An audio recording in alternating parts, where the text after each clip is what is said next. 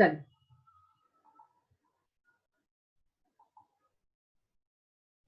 सभी लोग आ चुके हैं। Good evening to one and all.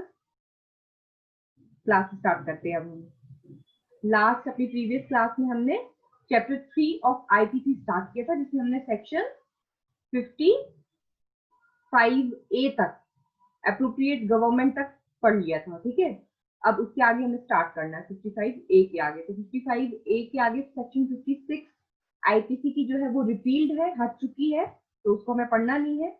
हमें पढ़ना है सेक्शन 57। ओके, तो स्टार्ट करते हैं हम सेक्शन 57 से। स्क्रीन शेयर कर देती हूँ मैं आपको।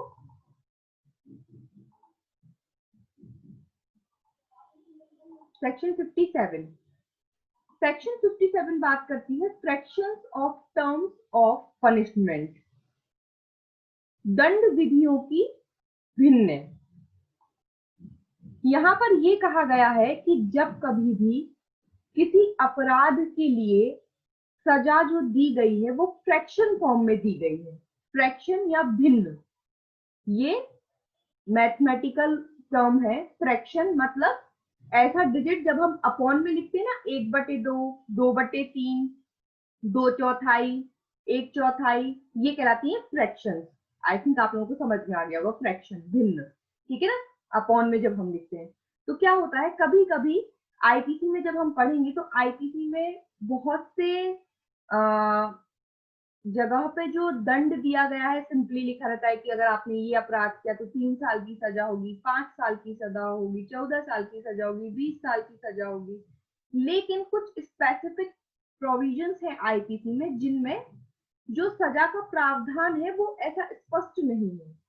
जैसे फॉर एग्जाम्पल आपकी एक तो है आपकी सेक्शन 116, ये देखिए मैंने यहाँ पे लिखा भी है पेन से, धारा 116 आईपीसी की, जो अबेटमेंट या अबेटमेंट की बात करती है किसी अपराध की, और 511 अटेम्प्ट, जहां पर अपराधों के प्रयत्न के लिए सजा का प्रावधान दिया गया है। ये कुछ धाराएं हैं, सेक्शन है आईपीसी में, जिनमें जो दंड है, जो पनिशमेंट है, वो स्पेसिफिकली नहीं बताया गया है। इनमें कहा गया है कि 1/4 मिलेगा या 2/4 मिलेगा, इस तरीके के प्रावधान है। तो ये सेक्शन आपको बता रही कि जब फ्रैक्शंस में पनिशमेंट की बात कही गई है और इम्प्रिजनमेंट फॉर लाइफ किसी अपराध के लिए यदि है और उसकी फ्रैक्शन देनी है तो हम क्या मानेंगे। यहाँ पर लिखा गया है, इन calculating fractions of terms of punishment, imprisonment for life shall be reckoned as equivalent to imprisonment for 20 years। दंड विधियों की भिन्नों की गणना करने में आजीवन कारावास को 20 वर्ष के कारावास के तुल्य गिना जाएगा। अभी जस्ट हमने अपनी प्रीवियस क्लास में पढ़ा था कि आजीवन कारावास या लाइफ इम्प्रिजनमेंट जब कभी भी बात होती तो उसका क्या मतलब होता है, the remaining whole life of an offender. जो भी अपराधी है, अगर किसी अपराधी को आजीवन कारावास की सजा सुनाई गई है तो उसका मतलब होता है अपराधी का जितना भी जीवन बचा हुआ है, नेचुरल जो उसका जितना भी जीवन बचा हुआ है, वो उतना पूरा जीवन जेल में ही बिताएगा, मरते दम तक। आजीवन कारावास मतलब मरते दम तक। तो ये इम्प्रिजनमेंट फॉर लाइफ का मतलब वही होता है। जब भी इम्प्रिजनमेंट फॉर लाइफ का मतलब पूछेंगे तो उसका मतलब क्या होगा कि जितनी भी अपराधी की जीवन बचा हुआ है वो पूरा time period, the remaining life, whole remaining life of the accused person. ठीक है, लेकिन जब कभी किसी आईपीसी के प्रावधान के अंतर्गत दंड की बात की गई है और उस दंड में ऐसा कहा गया है कि यदि किसी व्यक्ति ने ऐसा अपराध किया है तो उसको जो सजा दी जाएगी वो कितनी दी जाएगी, आजीवन कारावास की 1/4 दी जाएगी। या उन्होंने कहा कि ऐसे हर अपराध, जब हम आप इसकी लैंग्वेज पढ़ेंगे सेक्शन 511 की, 511 की, जिसमें अटेम्प्ट को बताया गया है कि यदि कोई पर्सन, इसमें ऐसा कहा गया है कि यदि कोई पर्सन किसी ऐसे ऑफेंस का अटेम्प्ट करता है, किसी ऐसे अपराध का प्रयत्न करता है जिसके प्रयत्न के लिए कोई स्पेसिफिक सजा का प्रावधान नहीं बताया गया है, तो उस पर्सन को जो उसने क्राइम किया है, उस क्राइम में जो भी हाईएस्ट सजा दी गई है उसकी 1/4 सजा दी जाएगी, ऐसा 511 बोलती है। तो मतलब यदि किसी अपराध में आजीवन कारावास किया गया है, आजीवन कारावास का कोई अपराध है, मतलब किसी व्यक्ति ने कल्पेबल होमिसाइड कमिट किया या मर्डर कमिट किया, तो मर्डर के लिए क्या सजा का प्रावधान होता है? मर्डर के लिए सजा का प्रावधान होता है या तो लाइफ इम्प्रिजनमेंट या डेथ सेंटेंस मिलता है। तो यदि किसी पर्सन ने मर्डर किया है और उसको सजा दी गई है लाइफ इम्प्रिजनमेंट, लेकिन जब उसका ट्रायल चला तो ये प्रूफ हुआ कि नहीं ये अटेम्प्ट टू मर्डर के लिए, अटेम्प्ट टू मर्डर के लिए तो 107 ऑटोमेटिकली बताई गई है। तो जिन जगहों पर फ्रैक्शन की बात आएगी, उन्होंने कहा कि आजीवन कारावास की आधी देनी है, तब फिर उस कंडीशन में आजीवन कारावास को हम क्या मान के चलेंगे? 20 साल, क्योंकि जब आपको फ्रैक्शन निकालना है तो फिर तो आपको एक फिक्स टाइम पीरियड चाहिए ना। तो यदि हम कहें कि किसी अपराधी ने, जिसने कोई अपराध किया है, उसको कोर्ट ने उसके जो अपराध है उसके लिए सजा आजीवन कारावास है, और आजीवन कारावास मतलब लाइफ इम्प्रिजनमेंट का 1/4 उसको सजा देनी है। तो 1/4 आप कैसे निकालेंगे? आजीवन कारावास का मतलब तो होता है रिमेनिंग होल लाइफ। अब इस व्यक्ति का जीवन कितना है ये तो आप फिक्स नहीं कर सकते। हो सकता है किसी का जीवन काल 40 साल हो, वो 40 साल में ही मर जाए, कोई 60 साल जिए, कोई 100 साल जिए। तो इस पर्पज से सेक्शन 57 में सिर्फ लाइफ इम्प्रिजनमेंट की पर्पज से ये कहा है कि जब कभी भी लाइफ इम्प्रिजनमेंट का फ्रैक्शन में पनिशमेंट दी गई है, तब हम लाइफ इम्प्रिजनमेंट का टाइम पीरियड 20 साल लेकर के चलेंगे। अदरवाइज नॉर्मली लाइफ इम्प्रिजनमेंट का मतलब क्या होता है? Remaining whole life. ठीक है, तो आपको ये बिल्कुल याद रखना है कि जब कभी भी लाइफ इम्प्रिजनमेंट की सजा किसी अपराध के लिए आईपीसी में बताई गई है, और जब कोई अपराधी को उस सजा से दंडित किया जाता है, पनिशमेंट दी जाती है उसको, और उसमें पनिशमेंट के तौर पे ये कहा जाता है कि इस पर्सन को आजीवन कारावास का 1/4 मिलेगा, या जिस सेक्शन के अंतर्गत वो पनिशेबल है उस सेक्शन के अंतर्गत जो भी हाईएस्ट दंड है उसका 1/4 इसको मिलना है। तो फ्रैक्शन निकालना है, तो जहां जहां लाइफ इम्प्रिजनमेंट सजा होगी वहां वहां फ्रैक्शन निकालना है, तो हम लाइफ इम्प्रिजनमेंट को 20 साल लेकर के चलेंगे। तो सजा कैसे निकलेगी? 20 years इंटू 1/4, तो उसका जितना भी 1/4 भाग बैठ रहा है वो उसको सजा में मिलेगा। आई थिंक क्लियर हुआ होगा आपको। आगे बढ़ते हैं नेक्स्ट सेक्शन की तरफ। सेक्शन 57 के बाद 58 और 59 रिपील्ड है अगेन। सेक्शन 60 बात करती है सेंटेंस में be in certain cases of imprisonment wholly or partly rigorous or simple। क्या कहा गया है इसमें? कि दंडादिष्ट कारावास के कतिपय मामलों में संपूर्ण कारावास या उसका कोई भाग कठिन या सादा हो सकेगा। लास्ट क्लास में हमने पढ़ा था, जब हमने सेक्शन 53 पढ़ी थी, कि दंड कितने प्रकार के होते हैं? 5 प्रकार के होते हैं, जिसमें हमने देखा था सबसे पहले डेथ सेंटेंस, फिर imprisonment for life, then third number पे इम्प्रिजनमेंट जो 2 प्रकार का होता है, एक विग्रस एक सिंपल। कठिन कारावास और सादा कारावास। कठिन कारावास मीन जो हार्ड लेबर के साथ होता है, जिसमें मजदूरी वगैरह करवाई जाती है, वो होता है रिगरस। तो यहाँ पे ये कहा है कि ये चीज न्यायालय पर या कोर्ट पे ही डिपेंड होती है कि जब उसको जो सजा देनी है, जब वो इम्प्रिजनमेंट किसी पर्सन को सेंटेंस में सुना रहा है, तो वो कैसा होगा? विथ हार्ड लेबर होगा, रिगरस होगा, कठिन होगा, या सिंपल होगा, सादा होगा। तो इन every case in which N offender is punishable with imprisonment which may be of either description, it shall be competent to the court which sentences such offender to direct in the sentence that such imprisonment shall be wholly rigorous, or that such imprisonment shall be wholly simple, or that any part of such imprisonment shall be rigorous and the rest simple। Hindi में भी एक बार पढ़ देती हूँ। जुर्माना देने में हर मामले में जिसमें अपराधी दोनों में से किसी भांति के कारावास से दंडनीय है, वह न्यायालय जो ऐसे अपराधी को दंडादेश देगा सक्षम होगा कि दंडादेश में यह निर्दिष्ट करे कि ऐसा संपूर्ण कारावास कठिन होगा, या यह कि ऐसा संपूर्ण कारावास सादा होगा, या यह कि ऐसा कारावास का कुछ भाग कठिन होगा और शेष सादा होगा। यहाँ पे आपको ये ध्यान रखना है कि जब भी न्यायालय या कोर्ट किसी अपराधी को सजा सुनाती है, तो जिस अपराध की, जिस ऑफेंस की पनिशमेंट कोर्ट सुना रही है, तो उस सेक्शन में लिखा होता है कि अगर किसी व्यक्ति ने ऐसा अपराध किया है तो इसको इम्प्रिजनमेंट होगी, इतने साल की होगी, सिंपल होगी या रिगरस होगी, ऐसा सब स्पष्ट लिखा रहता है। फाइन भी होगा, कितना होगा, ये सब बातें मेंशन होती है। लेकिन कुछ कुछ सेक्शंस होती हैं जिसमें एक वर्ड यूज किया जाता है, ये कि जो इम्प्रिजनमेंट होगा, जो कारावास की सजा दी जाएगी, वो कैसा होगा, either description. Either description, either description मतलब किसी भी भांति का।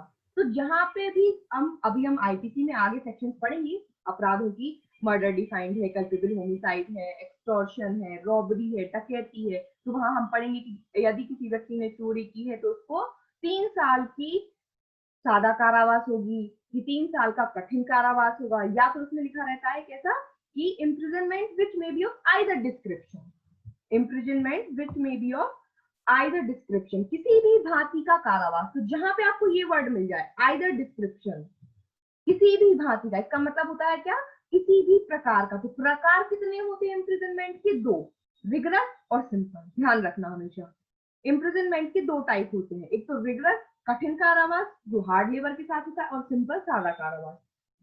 तो जहां पर भी इन्होंने कहा है कि जिन जिन सेक्शंस में आपको पनिशमेंट मिलेगी आइदर डिस्क्रिप्शन की, तब फिर वो न्यायालय पे डिपेंड हो जाता है, न्यायालय का डिस्क्रिप्शन हो जाता है यहाँ पे कि अब न्यायालय चाहे तो कैसा भी कारावास दे सकता है।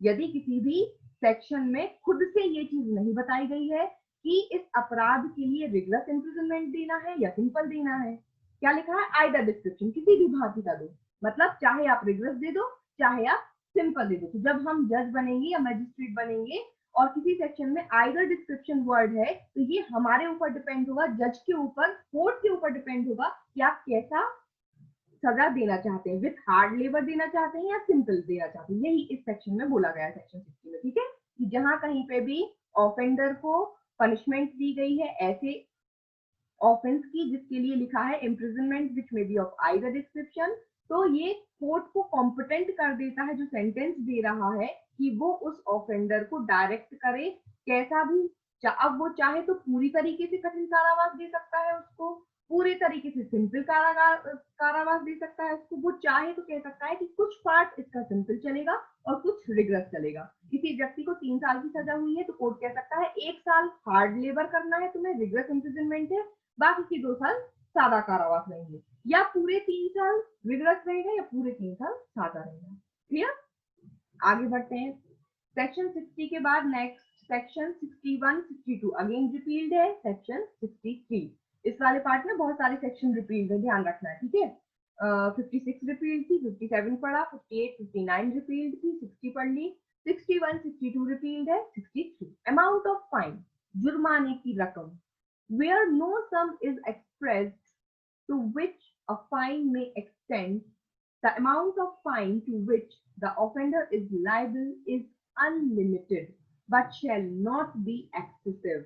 इसमें क्या लिखा गया है कि जहां की वह राशि अभिव्यक्त नहीं की गई है, जितनी तक जुर्माना हो सकता है, वहां अपराधी जिस रकम के जुर्माने का दायी है वह अमर्यादित है किंतु अत्यधिक नहीं होगा। अमर्यादित मतलब अनलिमिटेड, जिसकी कोई लिमिट नहीं है।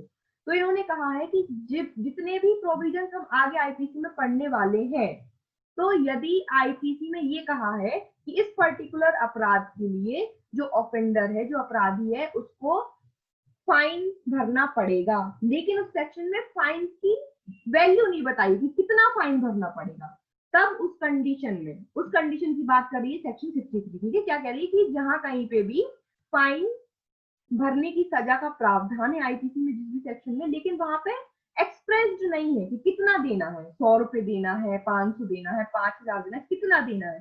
तब ऐसी कंडीशन में ये डिपेंडेड करेगा पूरी चीज कोर्ट पे, न्यायालय फिर कितना भी फाइन दे सकती है, अनलिमिटेड वर्ड यूज है इसमें, कितना अनलिमिटेड, जितना न्यायालय चाहे उतना, लेकिन but shall not be excessive. Unlimited तो आप दे सकते हैं लेकिन एक्सेसिव नहीं होना चाहिए, अत्यधिक नहीं होना चाहिए। इसका मतलब क्या है मतलब इन्होंने पहले तो आपको खोल दिया कि आपको पूरा खुली छूट दे दी कि अनलिमिटेड दे दो, कितना भी दे दो, लेकिन फिर इन्होंने बट लगा के आपके ऊपर एक बाउंडेशन डाल दी कि कितना भी तो दे दो जज साहब, लेकिन देखना है excessive, not excessive mean reasonable होना चाहिए।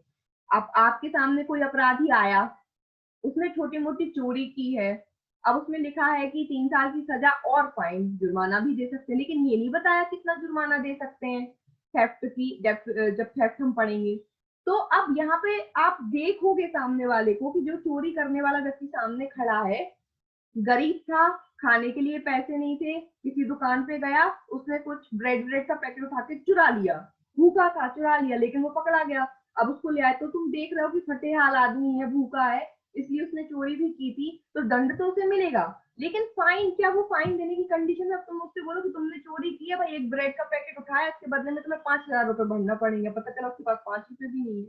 तो सारी सर्कमस्टेंसेस देख करके ही फाइन लगाया जाएगा ऐसी कंडीशन में कि सामने वाले की कितनी देने की गुंजाइश है, दे सकता है नहीं दे सकता है, तो उस हिसाब से। ठीक है, आगे बढ़ते हैं। रीजनेबल होना चाहिए, वहीं पर लिख लीजिए रीजनेबल, नॉट एक्सेसिव के आगे। Next section important, section 64। यहाँ से क्वेश्चंस बनते हैं सेक्शन 64 से लेकर के 75 तक, बहुत इंपॉर्टेंट है, तो ध्यान से समझना है अब। ठीक है, सब लोग थोड़ा सा कंसंट्रेट हो जाए।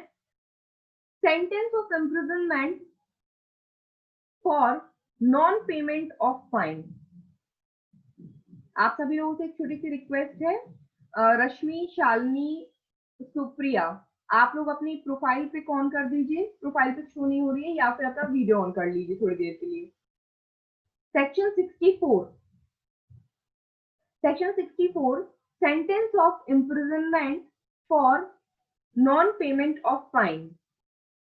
जुर्माना न देने पर कारावास का दंडादेश, जुर्माना ना देने पर कारावास का दंडादेश। अब ये कहा आपको बताया गया है इस सेक्शन में कि जहां जहां जुर्माना देने की बात कही गई है आईपीसी में, और यदि आप जुर्माना नहीं देते हैं तो क्या होगा, तो आपको सजा मिलेगी। देखिए क्या लिखा है, in every case of an offence punishable with imprisonment as well as fine. यहाँ पर 2-3 क्लॉज हैं, 2-3 क्लॉज में 2-3 कंडीशंस बताई गई है, कुछ ध्यान रखना है। ठीक है, पहली कंडीशन में कहा गया है कि एक ऑफेंस है जो पनिशेबल है imprisonment as well as fine, in which the offender is sentenced to a fine whether with or without imprisonment. कारावास और जुर्माना दोनों से दंडनीय अपराध के हर मामले में जिसमें अपराधी कारावास सहित या रहित जुर्माने से दंडाधिष्ट हुआ है। मतलब ऐसे ऑफेंस की बात हो रही है जिसकी सजा जो आईपीसी में दी गई है वो कितनी दी गई है, उसमें कहा गया है कि इस अपराध के लिए जो सजा है वो इम्प्रिजनमेंट भी होगी, साथ में फाइन भी होगी। एज वेल एज मतलब होता है प्लस, ध्यान रखना यहाँ पे हिंदी का और, इंग्लिश वाला और नहीं। ठीक है, एक चीज मैं बहुत क्लियरिटी से आपको बता दूं, आप लोग आगे कंफ्यूज नहीं हो, हमेशा ध्यान रखना, आईपीसी में हर जगह पे सजा का जो प्रावधान चलेगा, जो पनिशमेंट चलेगी, वो एंड और में चलती है। इंग्लिश में एंड और इंग्लिश वाला और, ठीक है, OR और एंड। तो जहां पे एंड वर्ड यूज है मतलब वो प्लस में है, और है मतलब या है। अगर कहीं लिखा है कि 3 साल की जेल एंड 2,000 रुपए जुर्माना, इसका मतलब होता है कि उसको 3 साल की जेल भी होगी प्लस उसको साथ में जुर्माना भी भरना होगा। एंड वर्ड यूज है तो, ठीक है, इंग्लिश में एंड, हिंदी में और। जहां पे हिंदी में और है, कारावास और 2,000 रुपए जुर्माना, मतलब जेल भी जाना पड़ेगा और जुर्माना भी देना पड़ेगा, साथ में चलेगा। लेकिन यदि और वर्ड यूज है इंग्लिश में OR और, इम्प्रिजनमेंट और फाइन और बोथ, और हिंदी में क्या है या, कारावास या जुर्माना या दोनों। तो या का मतलब होता है कोई एक भी दे सकता है न्यायालय, न्यायालय उस अपराध के लिए या तो सिर्फ जेल में डाल सकता है, या जुर्माना सिर्फ फाइन भी भरवा सकता है, या दोनों भी दे सकता है। ऐसे प्रोविजन आपको आईपीसी में आगे बहुत मिलने वाले। क्लियर? तो एंड मतलब होता है प्लस, एंड का मतलब होता है दोनों चीजें करना पड़ेगी, जेल भी जाना पड़ेगा और फाइन भी भरना पड़ेगा। और का मतलब होता है या, इंग्लिश वाले और का मतलब होता है या, या तो जेल भेज सकता है न्यायालय, या फाइन भरवा सकता है, या दोनों, जैसा भी प्रावधान है बताया। ठीक है, तो अब समझिए इसको। अब सेक्शन 64 का जो पहला वाला पैराग्राफ है, पहला वाला पैराग्राफ बात कर रहा है एज वेल एज फाइन की, मतलब जहां पे इम्प्रिजनमेंट प्लस फाइन दोनों देना है, दोनों का प्रावधान है। उस कंडीशन में यदि फाइन नहीं दिया तो क्या होगा। नेक्स्ट, नीचे वाले पैराग्राफ में लिखा है, and in every case of an offence punishable with imprisonment और फाइन, देखिए आ गया, और फाइन, और with fine only in which the offender is sentenced to, मतलब अब जो अपराध अपराधी ने किया है उसमें या तो उसको कारावास में जाना पड़ेगा, या जुर्माने से, या केवल जुर्माने से दंडनीय अपराध के हर मामले में जिसमें अपराधी को जुर्माना दंडाधिष्ट हुआ है। दो कंडीशन, तीन कंडीशन हो गए। पहली कंडीशन जिसमें जुर्माना और फाइन दोनों भरना था और उसने फाइन नहीं भरा, पहली। दूसरी कंडीशन, या तो उसको जेल जाना था या फाइन भरना था और कोर्ट ने उसको फाइन भरने का ऑर्डर दिया था, साथ में चाहे उसने जेल का आदेश दिया हो या नहीं दिया हो, फाइन का ऑर्डर जरूर दिया है। ठीक है, या फिर कुछ अपराध होते हैं जिसमें सिर्फ फाइन ही भरवाया जाता है, छोटे छोटे अपराध, कोई बड़ा अपराध नहीं, सिर्फ फाइन से जिसमें फाइन भरना था वो वाला अपराध है। और इन तीनों कंडीशन में अपराधी ने क्या किया, फाइन नहीं भरा, तो क्या होगा, it shall be competent to the court which sentences such offender to direct by the sentence that in default of payment of fine the offender shall suffer imprisonment for a certain term in which imprisonment shall be in excess of any other imprisonment to which he may have been sentenced or to which he may be liable under a commutation of a sentence। एक बार हिंदी में पढ़ देती हूँ फिर आपको explain करती हूँ। वह न्यायालय जो ऐसे अपराधी को दंडाधिष्ट करेगा सक्षम होगा कि दंडादेश द्वारा निर्देश दे कि जुर्माना देने में व्यतिक्रम होने की दशा में, व्यतिक्रम मतलब नहीं दिया है आपने, जुर्माना ना देने की दशा में अपराधी अमुक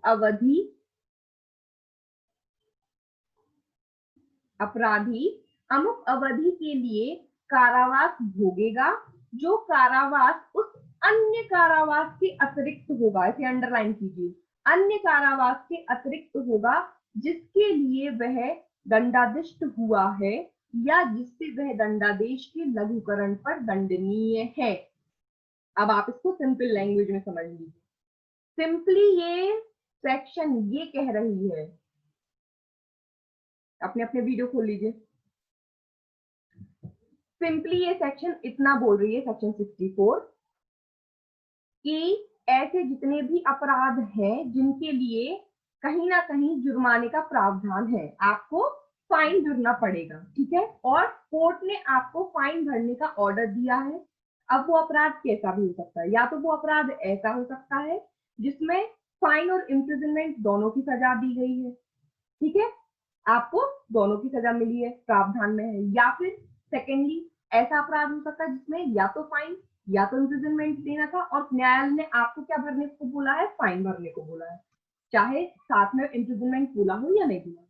तीसरे कंडीशन, ऐसे अपराध जो सिर्फ जुर्माने वाले होते, जिसमें सिर्फ फाइन भरना होता है, उसमें फाइन भरने को बोला है। इन तीनों ही कंडीशन में अपराधी ने फाइन नहीं भरा, तब उसको क्या सजा मिलेगी, तब उस अपराधी को न्यायालय एक्सेस में इम्प्रिजनमेंट की सजा देगी। एक्सेस मतलब उसके अतिरिक्त वर्ड यूज है ना, उसके अतिरिक्त मतलब उसको जो अपराध उसने किया है उस अपराध के लिए जितनी सजा का प्रावधान है वो उतना टाइम पीरियड का इम्प्रिजनमेंट तो उसको मिलेगा ही मिलेगा, साथ में जुर्माना ना भरने के लिए उसको एक्स्ट्रा इम्प्रिजनमेंट की सजा दी जाएगी। मतलब एक एग्जाम्पल से समझा देती हूँ, चोरी के लिए सजा दी गई है 3 साल की जेल या जुर्माना, ठीक है, या तो 3 साल की जेल या जुर्माना। अब किसी व्यक्ति ने चोरी की और वो पकड़ के कोर्ट में लाया गया, कोर्ट ने उसको बोल दिया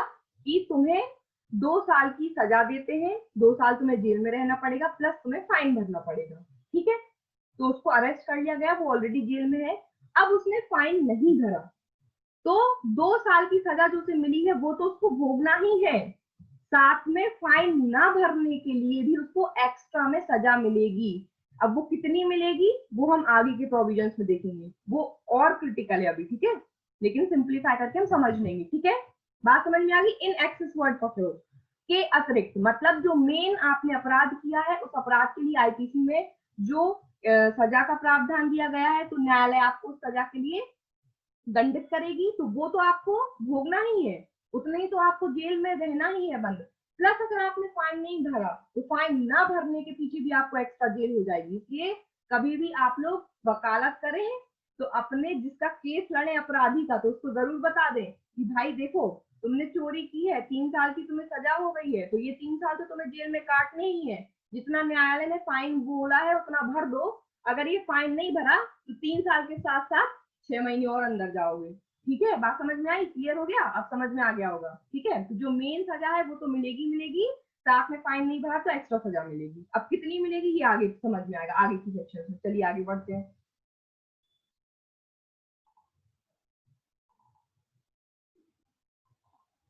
सेक्शन 65। अब देखिए कितनी मिलेगी, ये सेक्शन 65 में बताया है, अलग अलग बताए। 3 पॉइंट्स पड़े थे ना, जहां पे फाइन और इम्प्रिजनमेंट दोनों है, फिर जहां पे सिर्फ फाइन है, तो 2 कंडीशन है, दो 65 और 67 में अलग अलग बताइए। ठीक है, पहले देख लेते हैं 65। Limit to imprisonment for non payment of fine when imprisonment and fine awardable. किस कंडीशन की बात कर रही है? ऐसे अपराधों में जिनमें सजा कैसी है, इम्प्रिजनमेंट प्लस फाइन, जिनमें दोनों है। ठीक है, जितने भी अपराध जिनमें आईपीसी में सजा का जो प्रावधान दिया गया है कि यदि किसी व्यक्ति ने ऐसा अपराध किया तो उसको इतने साल की जेल और फाइन होगा, दोनों देना है। उस कंडीशन में आपने फाइन नहीं दिया, जेल हो गई, तो जेल में तो तुम ऑलरेडी हो, प्लस फाइन भी भरना था, फाइन नहीं भरा तो आपको फाइन कितना भरना पड़ेगा? तो the term for which the court directs the offender to be imprisoned in default of payment of fine shall not exceed 1/4 of the term of imprisonment, which is the maximum fixed for the offense, if the offense be punishable with imprisonment as well as fine. यदि अपराध कारावास और जुर्माना दोनों से दंडनीय हो, ठीक है, सेक्शन 65 में ये हेडिंग भी याद रखनी क्योंकि यहां से बनता है। यहाँ पे किसकी बात हो रही है? कारावास और जुर्माना दोनों से दंडनीय अपराध की बात हो रही है। ठीक है, कौन से वाले ऑफेंस? जिसमें इम्प्रिजनमेंट और फाइन दोनों लगना है। तो वह अवधि जिसके लिए जुर्माना देने में व्यतिक्रम होने की दशा के लिए न्यायालय अपराधी को कारावास करने का निर्देश दे, कारावास की उस अवधि से 1/4 से अधिक ना होगी जो अपराध के लिए अधिकतम नियत है। तो कितनी पनिशमेंट मिलेगी फाइन ना देने पर? 1/4। 1/4 कितने की? 1/4 of the maximum fixed for the offence. ध्यान रखना, चोरी के लिए आईपीसी में जो मैक्सिमम सजा बताई गई है वो बताई गई है 3 साल। ठीक है, मतलब आईपीसी में जो अपराध हम पढ़ते जाएंगे उस अपराध के लिए आईपीसी में जिस सेक्शन में जितनी सजा बताई है मैक्सिमम, उस मैक्सिमम सजा का 1/4 पार्ट फाइन ना देने की वजह से 1/4 जो सजा का है आपको भोगना पड़ेगा। मतलब 3 साल की सजा का प्रावधान है चोरी के लिए। तो चोर जो चोरी की थी जिसने, तो कोर्ट ने कहा कि तुम्हें 3 साल जेल में रहना है और 5,000 रुपए तुम्हें जुर्माना भरना है। उसने 5,000 रुपए जुर्माना नहीं भरा तो अब उसे 3 साल जेल में तो रहना ही है, साथ में 3 साल का 1/4 हिस्सा प्लस और जेल में रहना पड़ेगा फाइन ना भरने की वजह से। तो 3,000 का 1/4 मतलब क्या कर लो, 3 साल का 3 × 1/4, जितना भी निकल के आएगा उतना टाइम पीरियड आपको और जेल में रहना पड़ेगा। अब यदि नेक्स्ट एग्जाम्पल, अब यदि चोर ने चोरी की और न्यायालय ने उसको सजा चोरी के लिए दी 1 साल, ठीक है, आईपीसी में जितने भी अपराध, जितने भी ऑफेंसेस हम पढ़ेंगे, उसमें जो सजा दी जाती है वो मैक्सिमम दी जाती है कि मैक्सिमम कितनी दे सकते हैं। तो मैक्सिमम चोरी के लिए सजा कितनी दी है? 3 साल। लेकिन न्यायालय ने चोर को कितनी सजा दी? 1 साल। ठीक, बात समझते जाना। आप लोग अपना ऑडियो भी ऑन कर लेना, मैं आपसे पूछूंगी। ऑडियो ऑन कीजिए अपना। सजा कितनी दी है? 1 साल। और चोरी की एक्चुअली में सजा कितनी है? 3 साल। लेकिन न्यायालय ने कितनी दी है? 1 साल। ठीक है। अब उस चोर ने फाइन नहीं भरा, फाइन ना भरने के कारण उसको जो अब इम्प्रिजनमेंट मिलेगी वो कितनी मिलेगी? 1 साल का 1/4 मिलेगा या 3 साल का 1/4 मिलेगा? बताओ, कौन बताएगा? अरुणा बताओ। 3 साल का 1/4 मैम। 3 साल का 1/4 मिलेगा। नोमा कर लीजिए, अनम्यूट कर लीजिए अपना। वेल डन, समझ गया। नोमा मिलेगा मैडम 3 साल का 1/4। हाँ, 3 साल का 1/4। ठीक है, वेरी गुड। यही मैं जानना चाह रही थी कि आप लोग समझे सारे या नहीं समझे। उसमें जो वर्ड यूज है वो है मैक्सिमम लिमिट।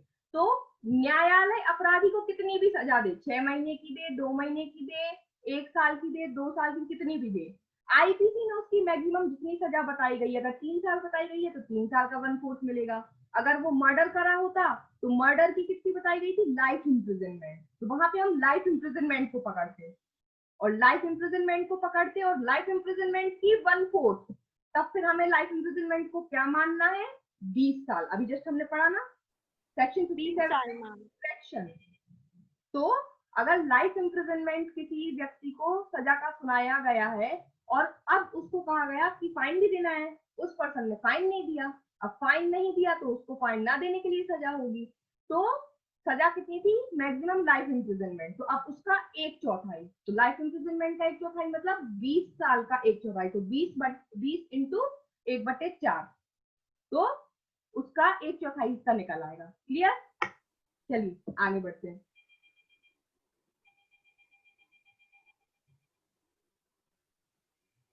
सेक्शन 66, 65 का ही इलाबोरेशन है, मतलब इन्होंने जबरदस्ती अलग से दे दिया, अलग से देने की जरूरत नहीं थी। इसमें ये बोल रहे हैं the imprisonment, description of imprisonment for non payment of fine. Description, जहां जहां डिस्क्रिप्शन आए, डिस्क्रिप्शन वर्ड किस भांति का होगा, तो मतलब वो ये बताना चाह रहे किस भांति का होगा, मतलब कैसा होगा, सिंपल होगा कि रिग्रेस होगा, जो फाइन ना देने की वजह से जो इम्प्रिजनमेंट दे रहे वो कैसा होगा। तो इन्होंने कहा है कि the imprisonment which the court imposes in default of payment of fine may be of any description to which the offender might have been sentenced for the offense। ठीक है, इन्होंने कहा कि वह कारावास जिसे न्यायालय जुर्माना देने में व्यतिक्रम होने की दशा में के लिए अधिरोपित करे, ऐसी किसी भांति का हो सकेगा जिससे अपराधी को उस अपराध के लिए दंडाधित किया जा सकता है। मतलब सिंपल भी हो सकता है, रिग्रेस भी हो सकता है, लेकिन ये किस कंडीशन में? ये बात कर रहा है 65 प्लस 66 चलता है, उसको प्लस कर लीजिए, वहीं पे लिख लीजिए ये 65 की प्रोविजन के लिए। मतलब ऐसे अपराध जिसमें इम्प्रिजनमेंट प्लस फाइन दोनों की सजा है ना, उसमें किसी भी भांति का हो सकता है, या तो रिग्रेस या तो सिंपल, क्योंकि आगे जो हम पढ़ने वाले हैं वो सिर्फ सिंपल होगा। तो ऐसे अपराध जिनमें इम्प्रिजनमेंट प्लस फाइन दोनों देना है, कारावास और जुर्माना दोनों से दंडनीय जो अपराध है, फिर जुर्माना नहीं दिया है और फिर जुर्माना ना देने के लिए जो कारावास होगा वो कैसा भी किसी भी भांति का हो सकता है 66 के अंतर्गत। अब कोर्ट कह सकती है कि सादा कारावास, या कोर्ट कह सकती है कि नहीं इसे मजदूरी कराओ, इसने फाइन नहीं दिया, 3 महीने की इसको और सजा मिल रही है, 1/4 निकालेंगे, 1/4 में जितना भी पोर्शन आ रहा है, अब वो 1/4 में 3 महीने निकल, 3 महीने इससे मजदूरी कराओ। ठीक है, आगे बढ़ते हैं। एक काम कर, आगे बढ़ते हैं नेक्स्ट सेक्शन 67।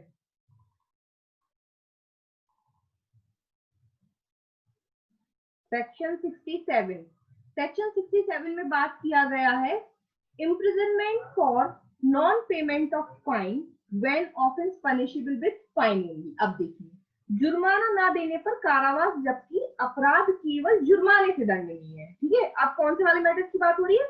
ऐसे अपराध छोटे मोटे जिनके लिए सिर्फ जो सजा भी है ना वो कितनी है? सिर्फ फाइन।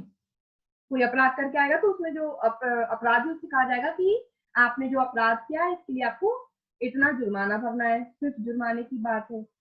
अब सिर्फ जुर्माने की बात है मतलब वो कैसा है, छोटा अपराध है। ऑटोमेटिकली बात समझ में आ रही है, जहाँ पे जेल नहीं हो रही तो मतलब कोई छोटा मोटा अपराध ही होगा। तो जब छोटा मोटा अपराध होगा और उसको फाइन देना है और फिर वो फाइन नहीं देता है, तो उस कंडीशन में फाइन ना देने के लिए जो अपराधी को सजा दी जाएगी, जो कारावास दिया जाएगा, वो कैसा होगा, सिंपल होगा। सबसे पहले तो ये याद रखना है, सादा होगा। If the offence be punishable with fine only, the imprisonment which the court imposes in default of payment of fine shall be simple। ठीक है, याद रखना है। तो यहाँ से एक तो हेडिंग से क्वेश्चन बनता है कि सिर्फ फाइन से जो पनिशेबल ऑफेंसेस हैं और व्यक्ति उसको देने में डिफॉल्ट करता है, नहीं देता है, तो उसके लिए सजा का प्रावधान कौन सी सेक्शन में बताया गया है, सेक्शन 67। तो पहले तो सेक्शन याद रखनी है। फिर दूसरा क्वेश्चन आपका बनता है कि यदि किसी व्यक्ति ने ऐसा अपराध किया है जो केवल जुर्माने से दंडनीय है और वो जुर्माना नहीं देता है, तो उसको जो सजा होगी, इम्प्रिजनमेंट होगा जुर्माना ना देने के लिए, वो कैसा होगा, रिग्रेस होगा, सिंपल होगा, पार्टली रिग्रेस होगा, पार्टली सिंपल होगा, नन ऑफ दी अबव। तो आपको क्या टिक करना है, सिंपल। ध्यान रखना, सिर्फ जुर्माने से दंडनीय अपराध होते हैं और जुर्माना नहीं दिया जाता है, तो उसके एवज में जो सजा होती है, जो इम्प्रिजनमेंट मिलती है, वो हमेशा कैसी इम्प्रिजनमेंट होगी, सिंपल इम्प्रिजनमेंट होगी। पहला क्वेश्चन, आगे बढ़िए। वह अवधि जिसके लिए जुर्माना देने में व्यतिक्रम होने की दशा के लिए न्यायालय अपराधी को कारावासित करने का निर्देश दे, निम्न मापमान से अधिक नहीं होगी। अब देखिए, ऊपर जो हमने पढ़ा है कि कितना सजा होगी, वो हमने कौन से केस के लिए पढ़ा है, ऐसे वाले मैटर्स के लिए पढ़ा है जिसमें इम्प्रिजनमेंट और फाइन दोनों थे, इसलिए वहां 1/4।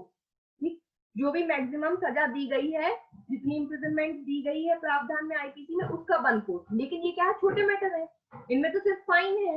तो फाइन वाले मैटर में आपकी सजा भी डिफरेंट है। देखिए, इन्होंने स्केल बताया है। इन्होंने कहा है कि जबकि जुर्माने का परिणाम 50 रुपए से अधिक ना हो, मतलब जो अपराध किया है आईपीसी में, उसके लिए सिर्फ फाइन की सजा, और फाइन कितना है, 50 रुपए। 50 रुपए केवल फाइन देना था, वो भी नहीं दिया अपराधी ने, 50 रुपए नहीं दिया, तो उसको कितनी सजा होगी फाइन ना देने के लिए, 2 माह। ठीक है, इससे ज्यादा नहीं होगी। फिर जुर्माना कितना था, 100 रुपए। 100 रुपए का जुर्माना है अगर, तो 100 रुपए तक का जुर्माना नहीं दिया तो फिर 4 महीने जेल में रहना पड़ेगा जुर्माना ना देने के कारण।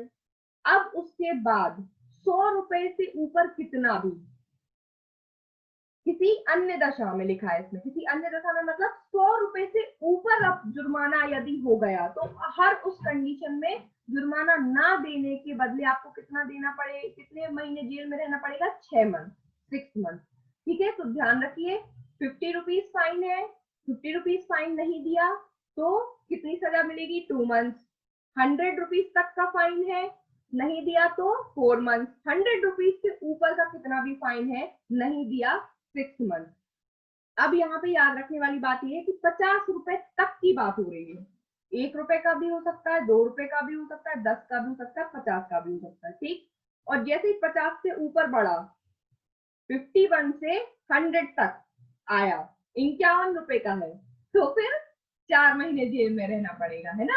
51 से 100 तक के बीच में यदि फाइन है, 75 रुपीज फाइन है, तो 4 महीने रहना पड़ेगा। 100 से ऊपर है, 1 लाख रुपए है, कितना भी है, तो 6 मंथ फाइन होगा। ठीक है, ध्यान रखना। तो ये लेकिन मैटर कौन से है, जिनमें सिर्फ जुर्माने से की बात की गई है। ठीक, तो ये हो गई आपकी सेक्शन 67। तो कैसे याद रखते हैं, 65 प्लस 67 याद रखते हैं। क्यों, 65 में बात की गई है ऐसे अपराधों की जिसमें जुर्माना और कारावास दोनों दंडित हैं, तब आपने जुर्माना नहीं दिया, उस कंडीशन की बात करती है 65। और 67 बात करती है केवल जुर्माने से दंडनीय अपराधों की, जिनमें सिर्फ फाइन है और फिर आपने फाइन नहीं दिया तो सिंपल होगा। ऊपर कैसा हो सकता है, 66 में बताया है, जहां फाइन और कारावास दोनों से दंडनीय अपराध और फिर फाइन नहीं दिया है, तो कैसा होगा, सादा और रिग्रेस, आइदर डिस्क्रिप्शन, कैसा भी हो सकता है। ये कहां बताया, 66 में। ठीक, आगे बढ़ते हैं। ये सेक्शंस बहुत इंपॉर्टेंट है एग्जाम पॉइंट ऑफ व्यू से। आप देख रहे होंगे स्क्रीन में स्टार भी बना हुआ है डबल, मतलब ये आ चुके हैं। डबल स्टार मींस मैं देख के बता देती हूँ, ये आ चुका है आपका एमसीसीजे 2011 एमपी एडीपीओ 2010 और एमपीसीजे 2013। ठीक है, आगे बढ़ते हैं। Section 68, imprisonment to terminate on payment of fine. अब ये जो फाइन ना देने की वजह से जो सजा हुई थी वो खत्म कैसे हो जाएगी, टर्मिनेट कब हो जाएगी? जुर्माना देने पर कारावास का पर्यवसान हो जाना। सीधी सी बात है, फाइन नहीं दिया था ना, फाइन नहीं दिया था इसलिए सजा हुई थी, फाइन दे दोगे सजा खत्म हो जाएगी। तो इसमें यही बोला गया है, the imprisonment which is imposed in default of payment of fine shall terminate whenever that fine is either paid or levied by process of law। ये दो वर्ड याद करना है, either paid or levied by process of law। इसमें क्या कहा गया है कि या तो आपने चुका दिए हैं या विधि की प्रक्रिया द्वारा उद्ग्रहित कर लिए गए हैं। पेड मतलब या तो आपने खुद दे दिए हैं, levied by process of law द्वारा मतलब न्यायालय ने निकलवा लिए। कभी कभी ऐसा होता है जैसे फाइन जीत प्रकृति के होते हैं, कुछ नहीं दे रहे हैं फाइन, तो न्यायालय जो है वो क्या कहती है, इनकी संपत्ति कुर्क कर लो, प्रॉपर्टी में से ले लो।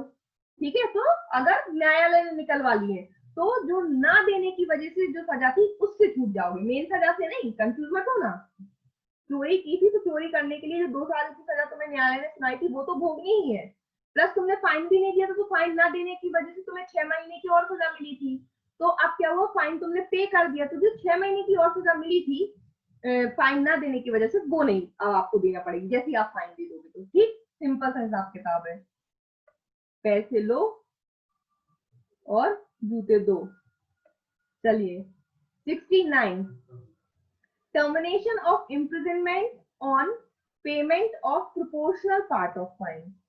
जुर्माने के आनुपातिक भाग के दे दिए जाने की दशा में कारावास का पर्यवसान। अब ये कह रहे हैं फाइन ना देने की वजह से सजा हुई थी, अब तुमने फाइन दिया लेकिन पूरा नहीं दिया, प्रोपोर्शन में दिया, कुछ भाग दिया। फाइन देना था तुम्हें 100 रुपए, तुमने 25 रुपए दिए, 75 रुपए नहीं दिए अभी, तब कैसे उसका हिसाब किताब बिठाया जाएगा? ठीक है, तो देखो, if before the expiration of the term of imprisonment fixed in default of payment, such a proportion of the fine be paid or levied that the term of imprisonment suffered in default of payment is not less than proportion to the part of the fine still unpaid, the imprisonment shall terminate। ये कह रहे हैं कि यदि जुर्माना देने में व्यतिक्रम होने की दशा के लिए नियत की गई कारावास की अवधि का अवसान होने से पूर्व, मतलब आपने जो फाइन नहीं दिया है और फाइन ना देने के लिए जो इम्प्रिजनमेंट डिसाइड किया गया है वो इम्प्रिजनमेंट का टाइम पीरियड खत्म नहीं हो पाया, उसके पहले, उसके पूर्व आपने क्या किया, जुर्माने का ऐसा अनुपात चुका दिया, आपने कुछ पोर्शन दे दिया है, कुछ भाग दे दिया है, या विधि के द्वारा उद्ग्रहित कर लिया गया है, उद्ग्रहित कर लिया जाए कि देने में व्यतिक्रम होने पर कारावास की जो अवधि भोगी जा चुकी हो वह जुर्माने के तब तक ना चुकाए गए भाग के आनुपातिक से कम ना हो तो कारावास पर्यवसित हो जाएगा। सिंपल सी वो बात ये बोल रहे हैं कि 100 रुपए का फाइन था, 100 रुपए का फाइन तुमने नहीं दिया, तो हमने अभी जस्ट पढ़ा है कि 100 रुपए का फाइन नहीं दिया तो इम्प्रिजनमेंट कितनी होगी बदले में, 4 महीने की, 4 महीने की सजा हो गई। अब 4 महीने की सजा हुई तो वो 4 महीने पूरे नहीं हो पाए और उसके पूरे होने के पहले तुमने 100 रुपए जमा कर दिए। ठीक है, मतलब तुमने पूरा फाइन पेमेंट कर दिया। अगर तुमने पूरा फाइन पेमेंट कर दिया तो सेक्शन 68 के अंतर्गत तुम्हें तुम्हारा जो इम्प्रिजनमेंट है वो टर्मिनेट हो जाएगा, तुम छूट जाओगे 68 के तहत, पूरा दे दिया ना इसलिए। ठीक है, अब क्या है कि 100 रुपए का फाइन था, 4 महीने की सजा थी, लेकिन तुमने सिर्फ 50 रुपए दिए, 50 नहीं दिए अभी। ठीक है, बात समझना। तो फिर सेक्शन 69 के तहत आ जाओगे। 50 रुपए दिए हैं, 50 नहीं दिए, मतलब आधे पैसे दिए हैं तो आधी सजा भोगना पड़ेगी। 4 महीने है तो 50 रुपए नहीं दिए तो 2 महीने पहले करो, मतलब 50 रुपए का 2 महीने पड़ा ना, तो 2 महीने पूरे कंप्लीट करो। जैसे ही 2 महीने कंप्लीट हो जाएंगे तुम्हें रिलीज कर दिया जाएगा क्योंकि तुम 50 रुपए दे चुके हो। क्लियर? अगर आपने 25 रुपए पेमेंट किया है और आपका 1 महीना कंप्लीट हुआ है अभी सिर्फ, तो आपको 3 महीने और रहना पड़ेगा। जब वो 3 महीने पूरे 75 के बराबर सजा कर लोगे तब छूटोगे। ठीक है, इलस्ट्रेशन देखो, इलस्ट्रेशन से क्लियर हो जाएगा। और ये देखिए इलस्ट्रेशन में कहा है A is sentence to a fine of 100 rupees and to 4 month. वही इलस्ट्रेशन है, वही आ गया।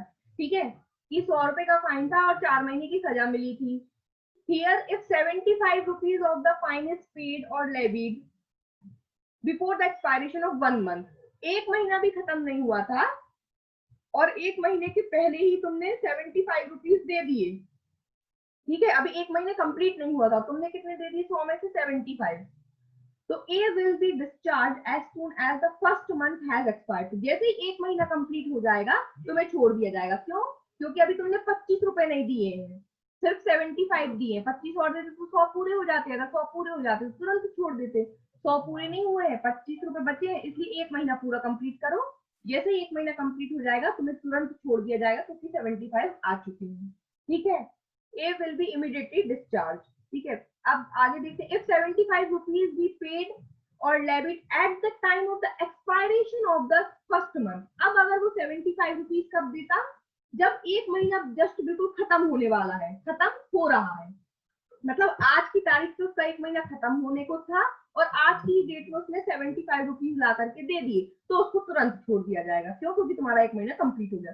सेम चीज नीचे भी 50 रुपीज के लिए एग्जाम्पल दिया। आई थिंक समझ में आ गया होगा। ठीक है, आगे बढ़ते हैं। सेक्शन 70, ये बहुत इंपॉर्टेंट है। सेक्शन 70 बात करती है fine leviable with in 6 years of 6 year, ये ऑफ गलती से टाइप हो गया है, ऑफ और ड्यूरिंग इम्प्रिजनमेंट, वहां पे ऑफ नहीं ऑन है, और during imprisonment, death not to discharge property from liability, जुर्माने का 6 वर्ष के भीतर या कारावास के दौरान में उद्ग्रहित होना, संपत्ति को दायित्व से मृत्यु उन्मुक्त नहीं करती।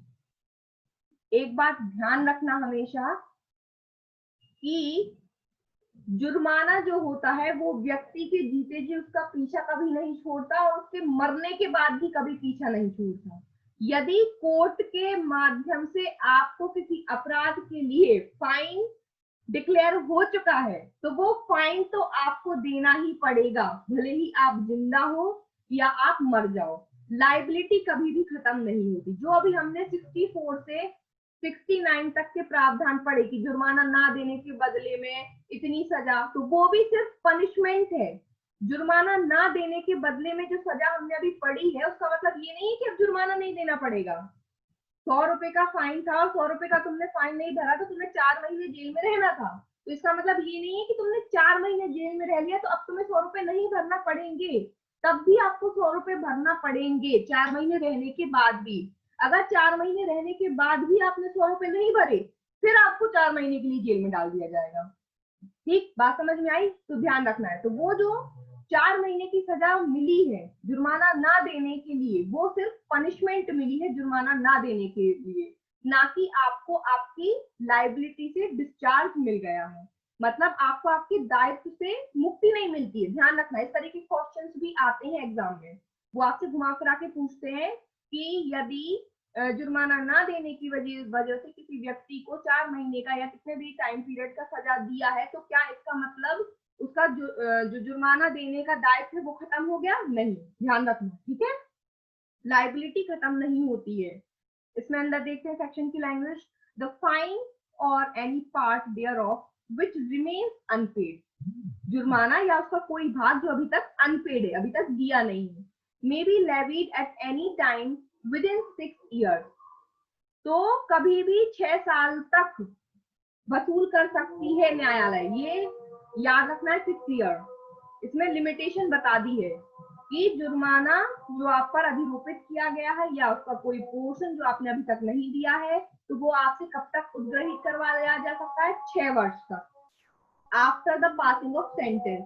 जिस तारीख को न्यायालय ने सेंटेंस पास किया है उस तारीख से 6 साल के भीतर भीतर अंदर अंदर आपसे जुर्माना ले लिया जाएगा। ध्यान रखना है यहाँ पे सेंटेंस का मतलब है ट्रायल कोर्ट ने जो सेंटेंस पारित किया है, ना कि अपील और रिवीजन। ठीक है, जो ट्रायल कोर्ट था जहाँ पहले आपका मामला गया था वहां पे फाइन का सेंटेंस पारित हुआ है, तो उस तारीख से बात हो रही है। अपील और रिवीजन से, रिव्यू से यहाँ से कोई मतलब नहीं है। And if under the sentence the offender be liable to imprisonment for a longer period than 6 years, लेकिन जो अपराधी है, जिसने अपराध किया है, उसको जो सजा मिली है वो ऑटोमेटिकली आईपीसी के किसी प्रोविजंस के अंदर 6 इयर्स से ज्यादा की मिली है। मतलब यदि उसने मर्डर किया होता, रॉबरी की होती, डेकोइटी की होती, एक्सटॉर्शन, तो ऑटोमेटिकली क्या है, उसमें ज्यादा सजा का प्रावधान है ना। लाइफ इम्प्रिजनमेंट मिली है मतलब आपकी सजा 6 साल से ज्यादा भी है, तब फिर 6 साल मतलब जितनी सजा आपको मिली है तो उसके एक्सपायर होने के पहले पहले जो भी जल्दी हो जाए। ध्यान रखना है, यदि जो अपराधी ने किया है उसकी सजा 6 वर्ष से ज्यादा की है, मतलब अपराधी को 10 साल की सजा मिली है। ठीक है, तो जब वो 10 साल खत्म होने वाले होंगे उसके पहले पहले क्या करना है, जुर्माना निकलवा लेना है। लेकिन जो सजा है वो 3 साल है, चोरी में 3 साल रहती है, तो उस कंडीशन में फिर 6 इयर्स एक्सटेंड हो जाता है। ध्यान रखना, कम है अगर तो आपको टाइम दिया है सेक्शन 17 ने 6 इयर्स, लेकिन 6 इयर्स से ज्यादा की सजा है तो फिर वो सजा खत्म होने से पहले निकलवा लो। ठीक है, and the death of the offender does not discharge from the liability any property which would after his death be legally liable for his debt। यदि उस व्यक्ति की मृत्यु हो जाती है जिसको जुर्माना देना है, तो death of the offender does not discharge from the liability, तो उसकी डेथ भी उसको जुर्माना देने से मुक्ति नहीं दिलाती। अगर वो जिंदा नहीं है तो उसकी प्रॉपर्टी से जुर्माना ले लिया जाएगा। क्लियर, अगर पर्सन जिंदा नहीं रहा तो उसकी प्रॉपर्टी में से जुर्माना ले लिया जाएगा। कौन सी प्रॉपर्टी में से, property which is legally liable for his death, मतलब जो लीगली लायबल प्रॉपर्टी है उसकी डेथ के लिए, मतलब उसके नाम पे होनी चाहिए कोई प्रॉपर्टी, उसको मिली हो कहीं से, है ना, तो वो ऑथराइज्ड होना चाहिए, लीगली लायबल प्रॉपर्टी होना चाहिए। ठीक है, अब एक इंपॉर्टेंट बात, ये जो 6 ईयर का समय बताया गया है, the period of limitation for realisation of fine shall ordinarily be 6 years। No fine can be realised by sale of property of the offender after expiry of 6 years। ध्यान रखना, यहाँ पे लिमिट दे दी गई है 6 वर्ष कि 6 वर्ष के अंदर अंदर आपको फाइन निकलवा लेना है। अगर ये 6 years का टाइम निकल गया तो उसके बाद न्यायालय प्रॉपर्टी में से बेच करके, कुर्क करा के, अटैचमेंट और सेल करा करके फाइन वसूल नहीं कर पाएगी। ध्यान रखना है ये वाली बात। ठीक है, ये इसका एक केस था, collector of Broach versus Ochhaval भीकालाल। बाद में मैं ग्रुप पे शेयर कर दूंगी, लिख लेना। ठीक है, शायद से है मेरे पास स्क्रीन।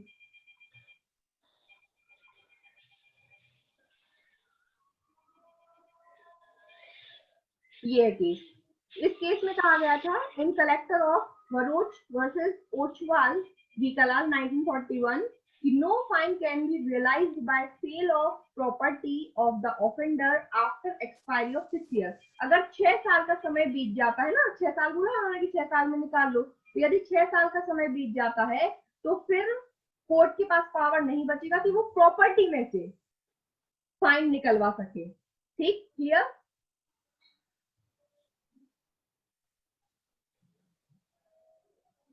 अब ये जो बार या कंडीशन रखी गई है कि यदि 6 साल का समय बीत गया और न्यायालय 6 साल में फाइन रिकवर नहीं कर पाई तो प्रॉपर्टी में से रिकवर नहीं कर पाएगी, इसका मतलब ये नहीं है कि इसका बिल्कुल भी ये मतलब नहीं है कि जो पर्सन है वो अरेस्ट होने से बच गया, सिर्फ प्रॉपर्टी में से फाइन नहीं निकलवाया जाएगा।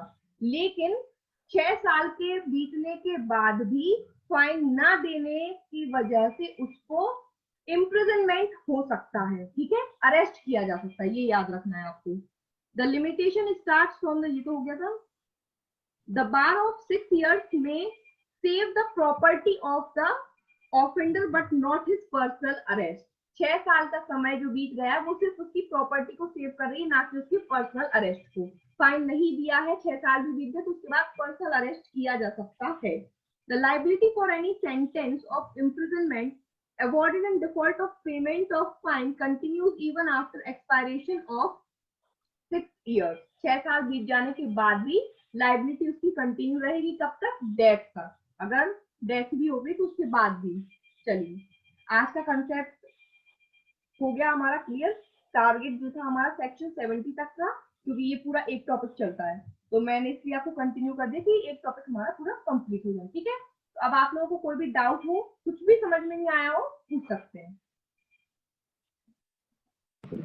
मैम सेक्शन 70 में आपने जो एग्जांपल दिया, सपोज इम्प्रिजनमेंट 3 साल की मिली है, तो उसमें 3+6 होगा या 3+3 होगा? क्या बोल रहे बेटा, मैं क्वेश्चन नहीं समझ पाई। मैम सेक्शन 70 में जैसे आपने एग्जांपल लिया ना, सपोज 3 इयर्स की इम्प्रिजनमेंट मिली है। सेक्शन 70 में नहीं, आपने समझाने के लिए एग्जांपल दिया ना। आप बताओ, तुम बताओ, क्वेश्चन बताओ। हाँ, क्या तो उसमें 3+3 काउंट करना है या 3+6 काउंट करना है? 3 साल, तुम वो बताओ एग्जाम्पल क्या बताया था मैंने, मैं खुद ही भूल गई। वो थेफ्ट के लिए आपने बोला था ना, सपोज थेफ्ट के लिए सजा दी गई है। सजा दी गई 3 साल की।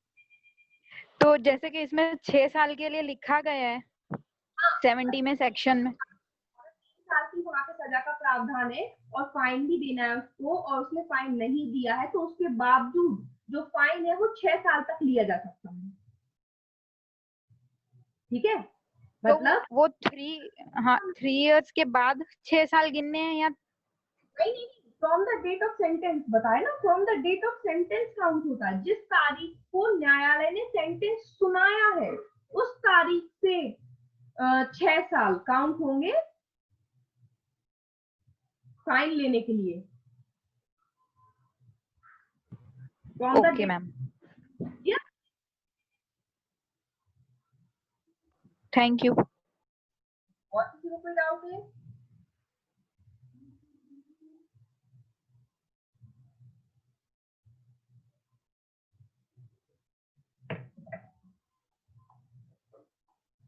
और किसी को कोई डाउट है? समझ में आ गया हो तो हाँ बोल दो कि yes ma'am, done. Yes, ma'am. Done. Sure. Yes, ma'am. Yes, ma'am. Next Thank class you, ma'am. 71 से 71 to 75। Bye bye, take care. Thank you. Thank you.